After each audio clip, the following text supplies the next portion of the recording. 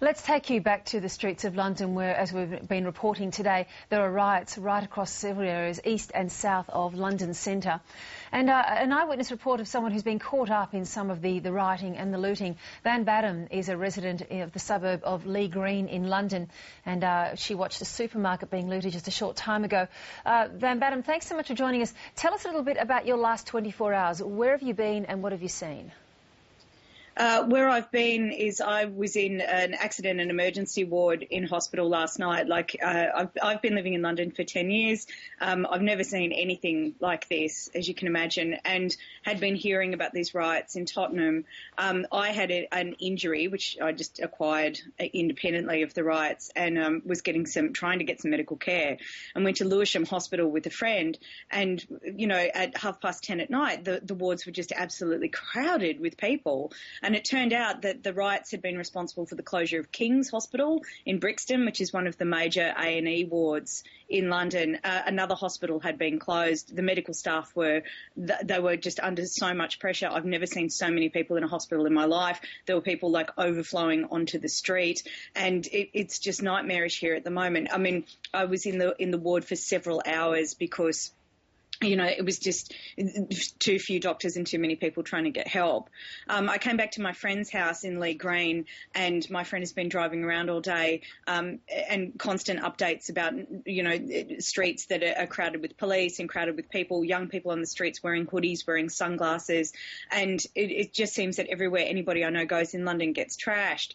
I've been at home because I'm convalescing and have been hearing sirens all day. I was going to the shops to get myself some medication from the Sainsbury's, which is next door. It's completely smashed up. There's glass everywhere. And Sainsbury's is, you know, a local supermarket. Yes. It's like Coles or Woolworths, and it's now all boarded up. All the shops around here are smashed, and this is a relatively quiet part of London. Like, Lee Green is not an area that is particularly renowned for, you know, explosive acts of violence. Van Badham, I'm just going to jump in there, just to slow you down a little bit. Let's just take a few steps back. As you can imagine, it's pretty crazy. Absolutely, I can tell the adrenaline is running as it would be.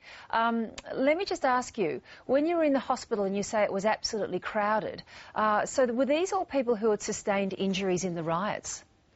No, these were people who were just trying to get medical help from A&E wards. But the point was that the major hospital to deal with accident and emergency, which is King's, had been closed because it was surrounded by rioters.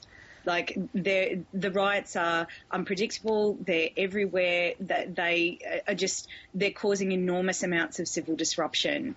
And this is the current infrastructure of London is not coping very well with what's going on. There aren't enough police. Resources are being really stretched. And there are no buses. There are no trains. My friend has just told me, like, it's really bad.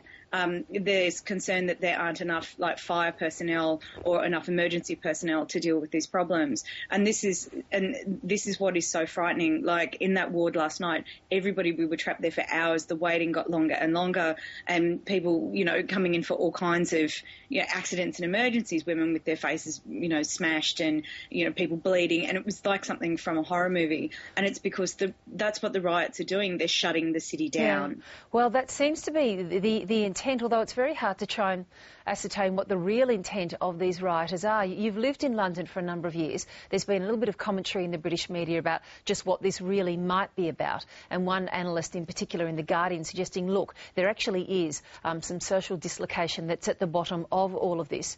Do you have a sense of what these rioters are really trying to do or trying to attempt, if indeed there's a rationale to it at all? Look, there's no plan. It's opportunistic, but it's opportunistic based on factors that have been present for the past 12 months.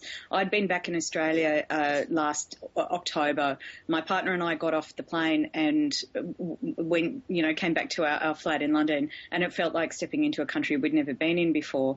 I mean, if anybody who's lived here knows that the pressure, particularly on the underclass and the working class in London, I mean, quite explicitly because of the cuts to government services and the reduction of the safety net, It's causing enormous amounts of social dislocation, and civil society has been fracturing. I mean, it was things like when we got back to London and seeing people like spit on the street and people driving too fast, and this kind of sudden disrespect for social forms of engagement.